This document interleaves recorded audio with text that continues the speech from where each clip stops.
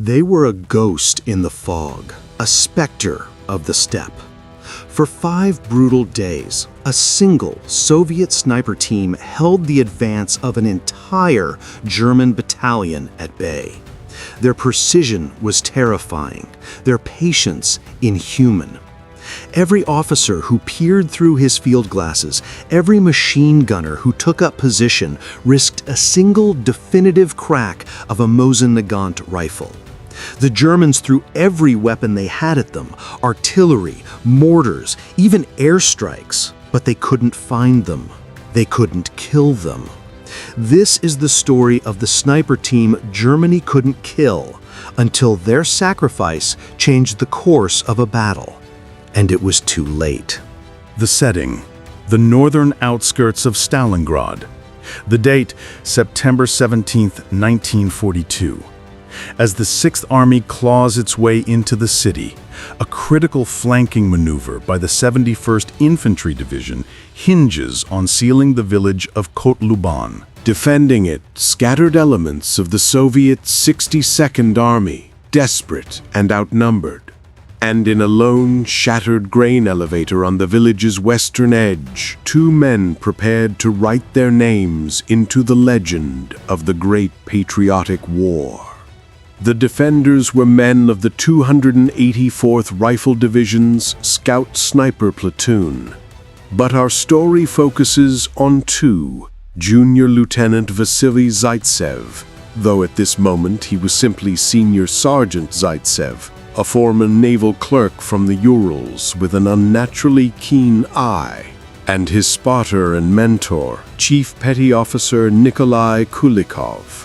Kulikov was a veteran of the harsh naval infantry, a man of few words and immense fieldcraft. Together, they formed a perfect, lethal symbiosis. Their position was the wrecked upper floor of Kotluban's grain elevator. It was a death trap and a fortress in one. The structure was already shattered by earlier shelling, offering a spiderweb of shadowy firing ports with commanding views over 800 yards of open, flat ground to the west, the German avenue of approach. To the east, it offered sightlines into the village itself. They were an island, a forward observation post turned into a sniper's nest. The strategic situation was dire. The German 71st Division's objective was to clear Kotluban and link up with spearheads pushing from the north, completing a pincer that would trap a significant Soviet force in the open plains. If Kotluban fell, the 284th's left flank would collapse, potentially unhinging the entire north end defense of Stalingrad. The order to the scouts was simple: delay, observe, and kill. Slow the German advance at any cost. For Zaitsev and Kulikov, this was more than an order. This was their city now. They had seen what the German advance meant: the smoldering villages, the columns of refugees. Every shot they fired was measured, deliberate, personal. They weren't just shooting at uniforms. They were shooting at the invasion itself. And on the morning of September 17th, the vanguard of the German assault appeared on the horizon. At 0630 hours, under a blanket of chilly, damp fog, German reconnaissance elements emerged. A pair of SDKF 251 half-tracks disgorging a platoon of Panzer Grenadiers. They moved with professional caution, scanning the silent village. Kulikov, peering through his scoped SVT-40, whispered ranges and targets. Zaitsev waited. He let the point squad pass within 400 yards. Then, his first shot of the day rang out. A German squad leader, gesturing toward a building, crumpled. A second shot. The radio operator fell. Confusion seized the patrol. They scrambled for cover, firing wildly at unseen foes. The ghost had announced itself. By 0800 hours, the German response was swift and overwhelming. A mortar team set up behind a low rise. Zaitsev watched them through his PEM scope. He calculated the wind, the slight downward angle.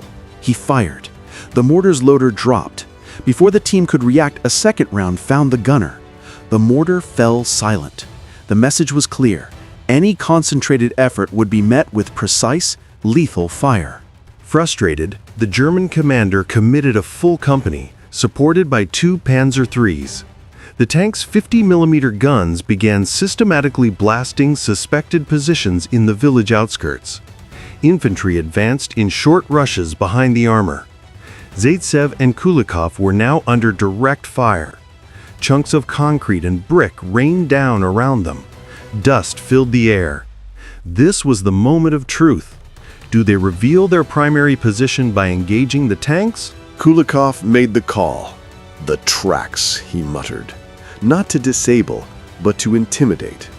Zaitsev shifted his aim from flesh to steel. At 300 yards, he fired a hardened steel core bullet at the lead panzer's driver's viewport.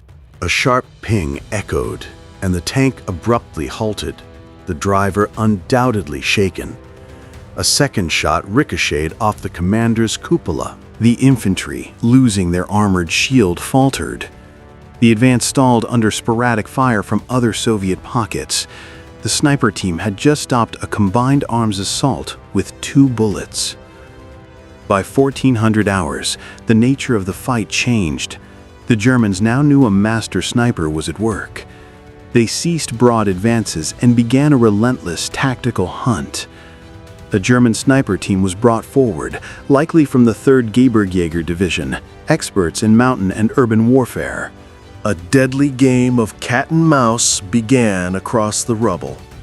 For 2 hours, there was an eerie quiet, punctuated only by the distant thunder of the battle in Stalingrad proper. Zaitsev and Kulikov barely moved, their senses stretched to the limit. Then, a glint, a reflection from a broken window in a house 500 yards to the southwest. Kulikov caught it. A careful scan revealed the faint outline of a rifle barrel. The German was good, but he was impatient. Zaitsev formulated a plan. Using a scrap of metal on a string, Kulikov created a faint, tempting movement in a shadowed doorway 2 floors below their position. Minutes dragged by. Then the German took the bait. His muzzle flash was a tiny puff in the dim window. Zaitsev, who had been aiming at the spot for 20 minutes, squeezed his trigger. The German's rifle clattered from the window. One ghost had slain another. Enraged, the German battalion commander escalated the violence exponentially.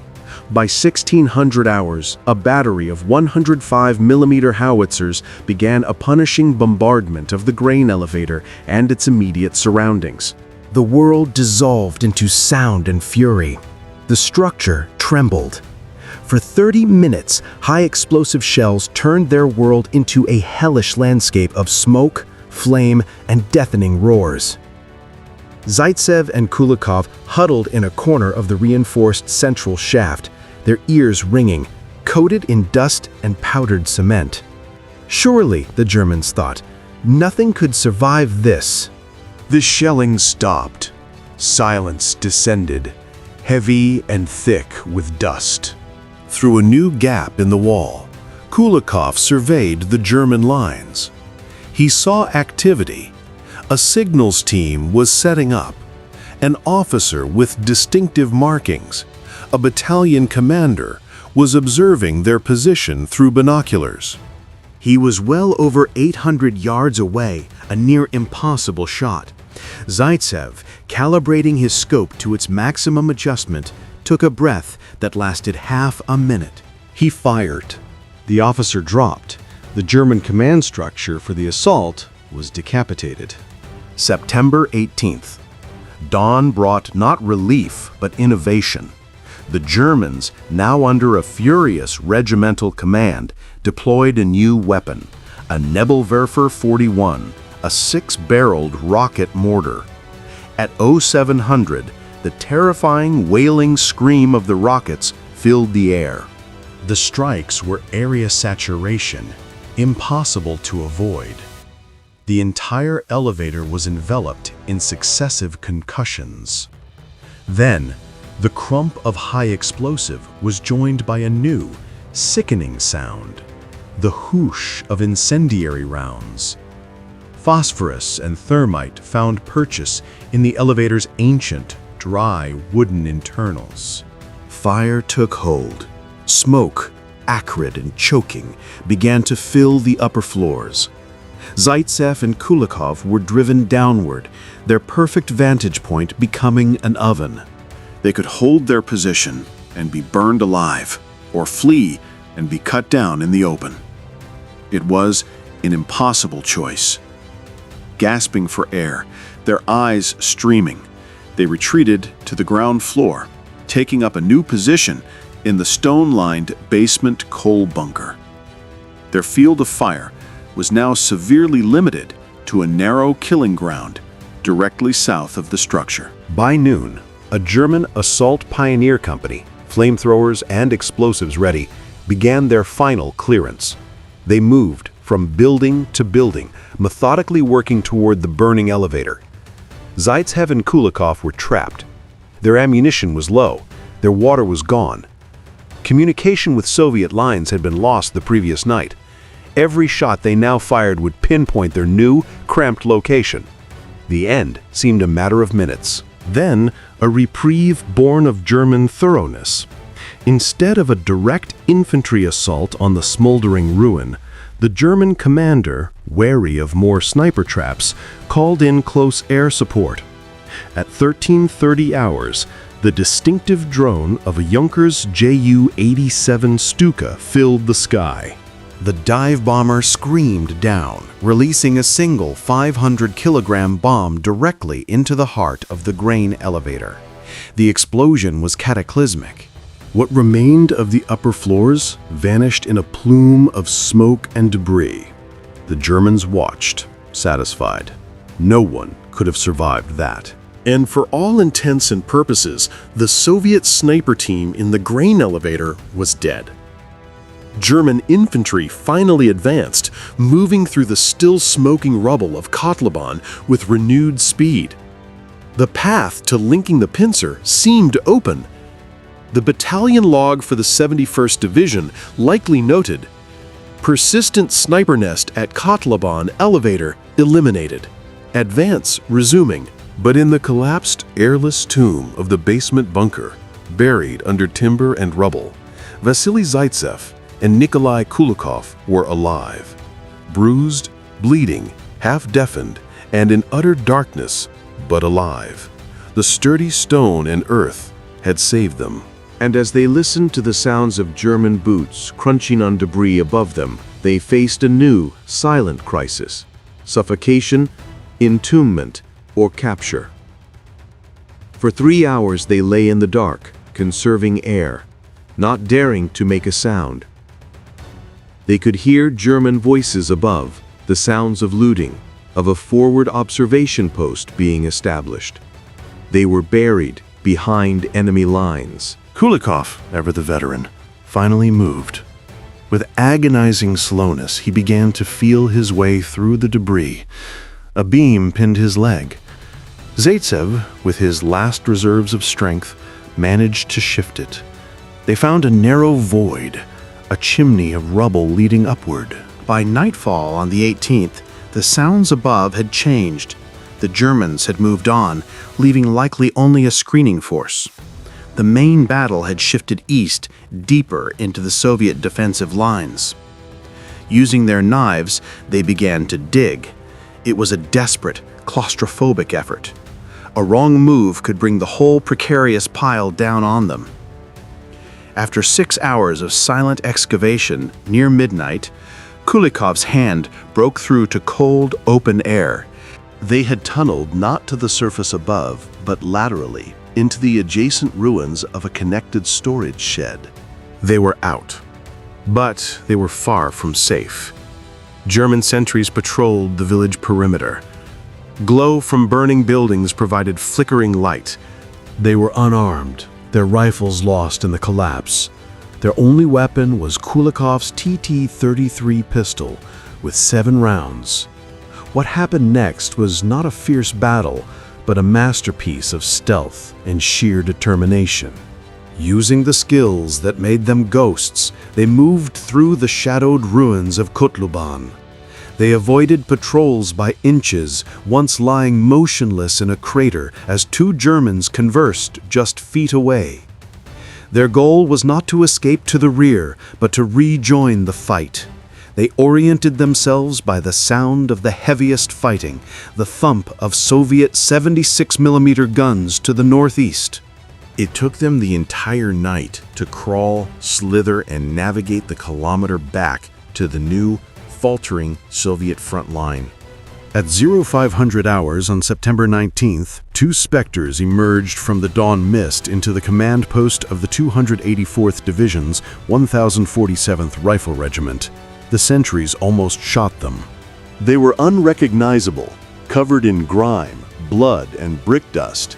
But when Zaitsev identified himself and reported the precise German dispositions, unit markers, and the location of the new command post in Kotluban, he was immediately brought to the regimental commander.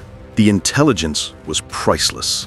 Zaitsev and Kulikov provided a real-time map of the German weak point, the left flank of the assault force, now overextended and believing the main threat behind them eliminated. The Soviet commander acted instantly.